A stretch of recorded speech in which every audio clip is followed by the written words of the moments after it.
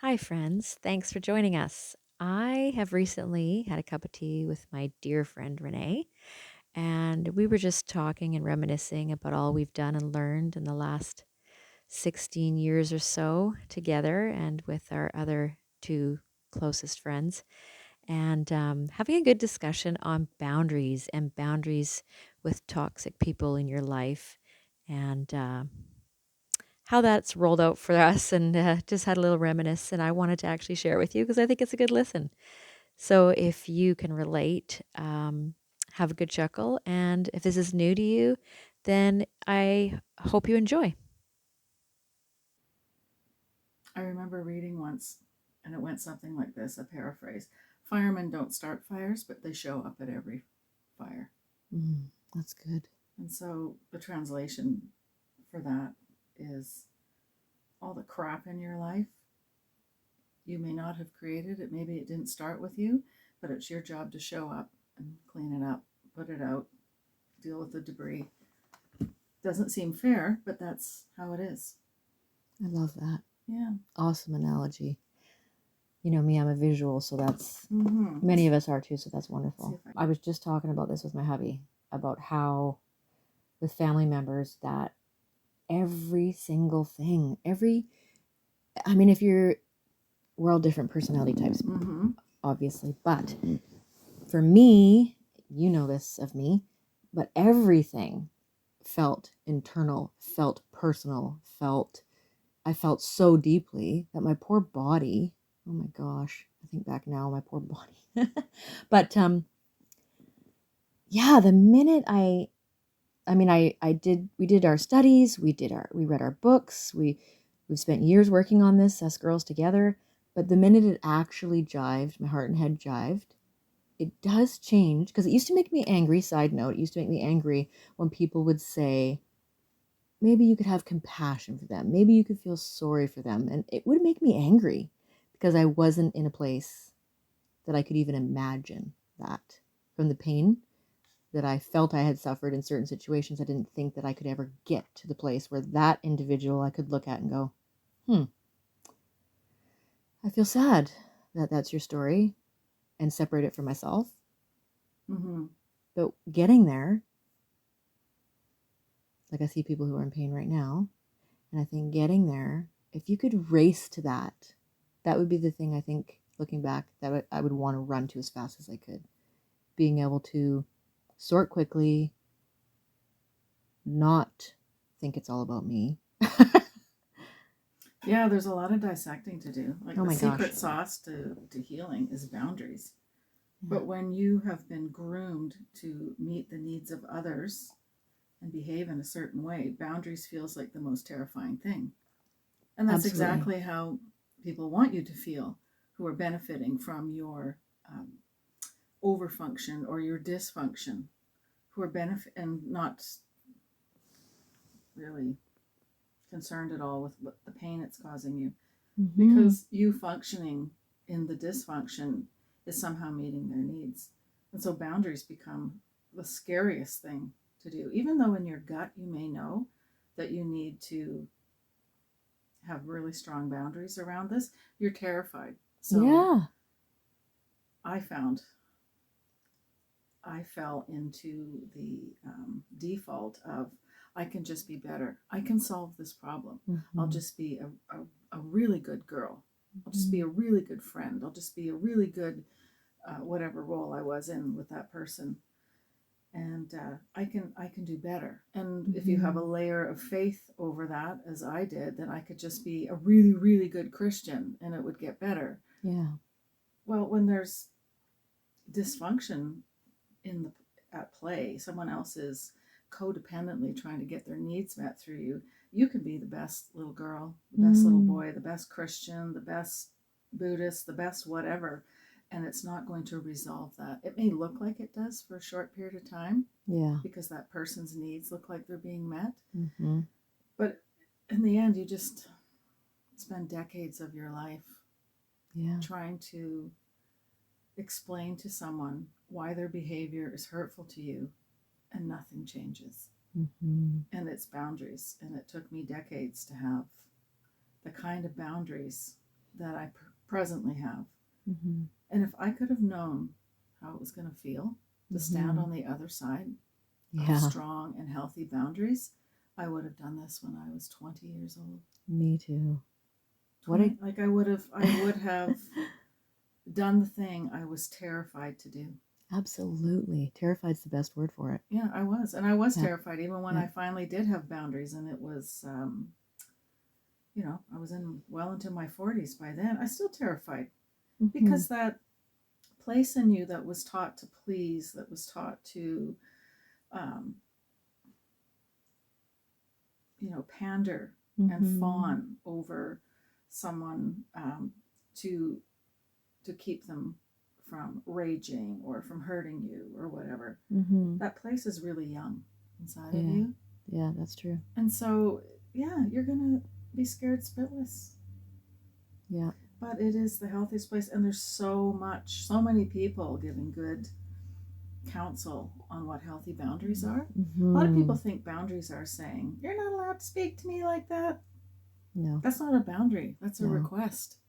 Yeah. A boundary is where you are in the position that they are free to behave however they want. Mm-hmm. You are not asking them to change, but what you are saying is, if this happens again, I will blank. I will leave, or I will remove my children and we will go home, Mm-hmm. or I won't,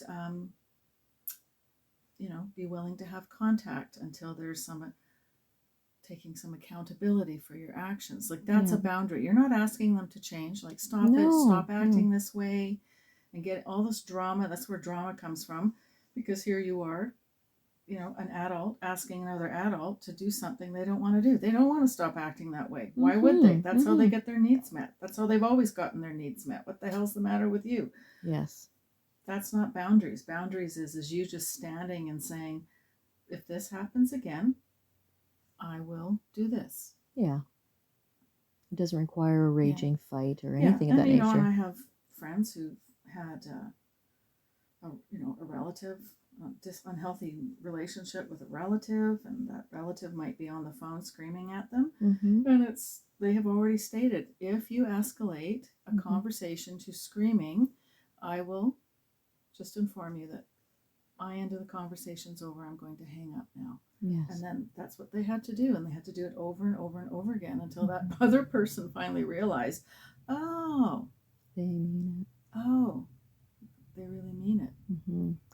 Yeah, It's and just even like little kids, right? Like they're trying to figure out where the edges are. So they're so smart. They figure out, oh, this worked last time mm-hmm. with mommy or daddy.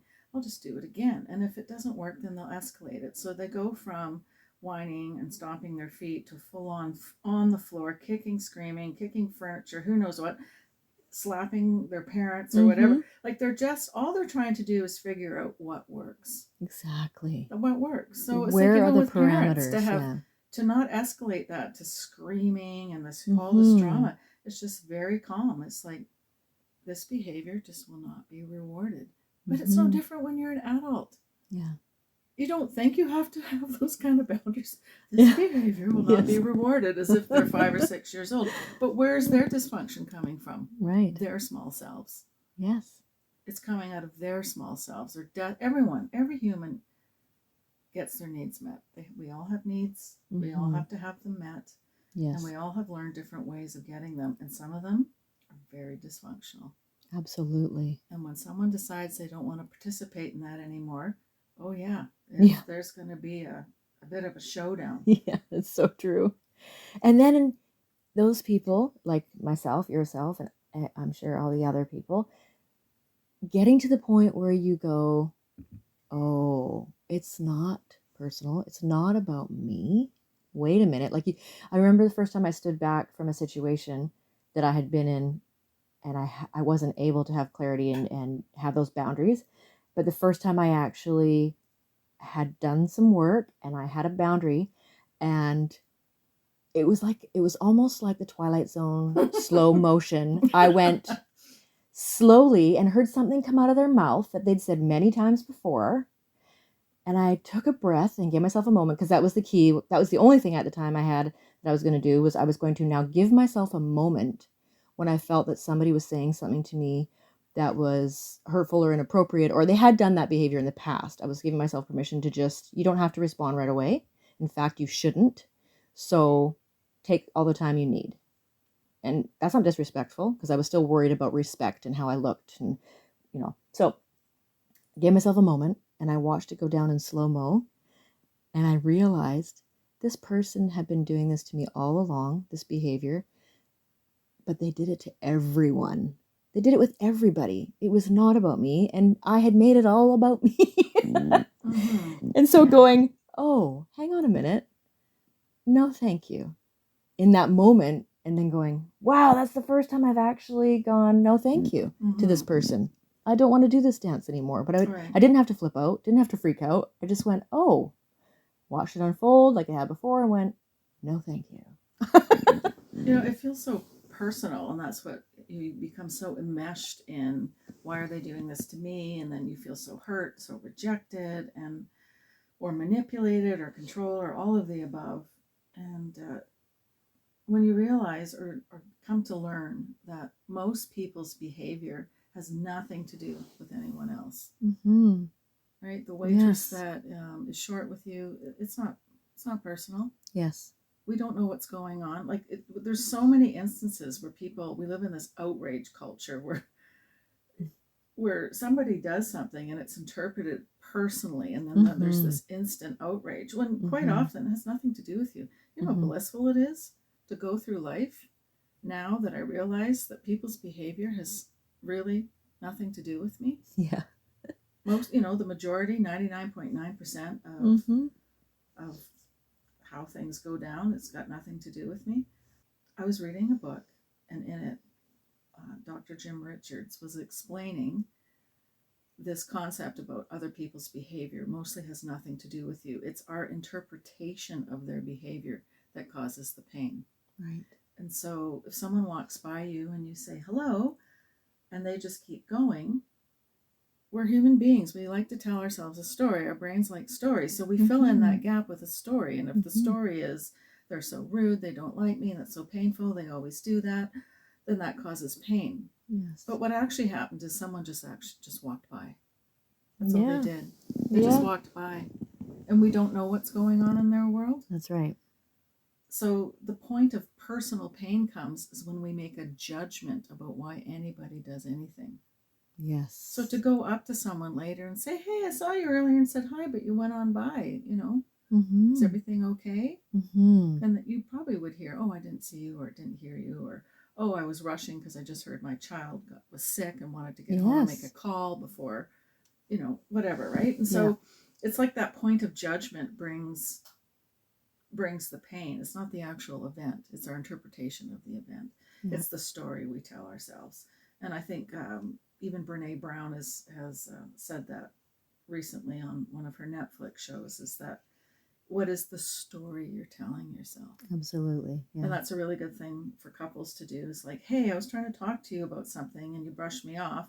The story I'm telling myself is that A, B, C, D, right? Like, and these are just stories. Yes. They're not even necessarily rooted in reality. Yeah. So when I was back to Dr. Jim Richards reading his book, he was explaining about people's behavior having very little to do with you personally.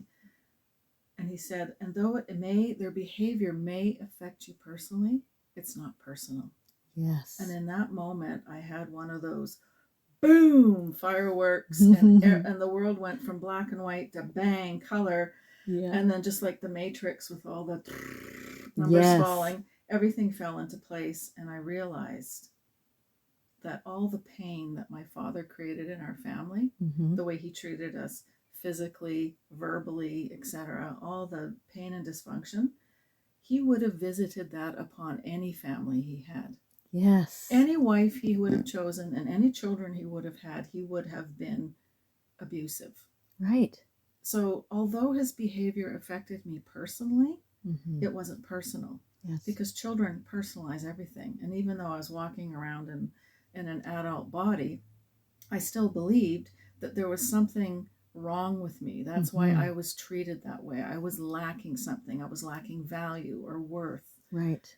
And that's why I was treated that way. And it was like it's this wound we get as little people that speaks to our value and worth. It could be a teacher. Yes. You know, putting you in a certain reading group or a sport group or what, like just something like speaks to our value and worth, and we carry that onward. So when I realized, like, oh my gosh, like his abuse was not personal. It affected me personally, Yes. but it wasn't personal. So it pulled that apart. It pulled apart his behavior and my value and worth as a human. Right. So now I can heal the value and worth part. Right. His behavior still stands. Yes. That's all on him. Yeah. That's right. But the whole value and worth part, that's not all like meshed up with these tangled roots. It's completely severed now. Beautiful. Yeah, I had the same. When I heard it too, it set something inside me on fire, and I was like, that's it. That's one of the keys to interacting with other humans on the planet. Knowing we make judgment, and it's not personal. And if it is personal, guess what? You'll find out eventually, because they'll come directly to you if they need to. Or you, like you said, can address it. If you think it might be, you can ask. But most oftentimes, my hubby and I have learned this, counseling over the years and things like that. We've learned this where I have said, well, here's something I'm really struggling with. And he has said, well, that's not at all what was happening for me. and you think, I just put myself down this bunny hole for 9 months for something I should have just asked those questions. Let's just read the bunny hole that is filled with crap. Yes. That stinks. Yes. It's like this horrible dark place to be, and it's like, yep, this is reality. This is what he must have meant. And oh you can my see goodness, it's like, there's the behavior, and then there's our brain rushing to tell us a story about it. And that is the point of judgment. Yeah. And if you can get to, I wonder what's going on with them, instead of, what does this mean about me? What about me? What is this? Oh, this means have I done something? The last time we saw each other, did I say something offensive? Like, just really being. Exactly. And you're just like, I wonder what's up with them, because it mostly isn't personal. No. And if they are upset with you, chances are they've made a judgment about something. Exactly. And they're telling themselves a story that isn't true. That's right. And it's got nothing to do with me. It's up to them to work on their healing. It's so true. Yeah. Makes me almost laugh, because the rabbit holes I have been down. Yes. If it was a farm, you'd see nothing but massive rabbit holes. Well, all this to say, it's so good to walk in the freedom of the freedom from the tyranny of thinking everything is about you and everything is a statement about your value and worth. Yes. It's good to be healed. Amen. Cheers to that, my friend. Clicking our tea mugs.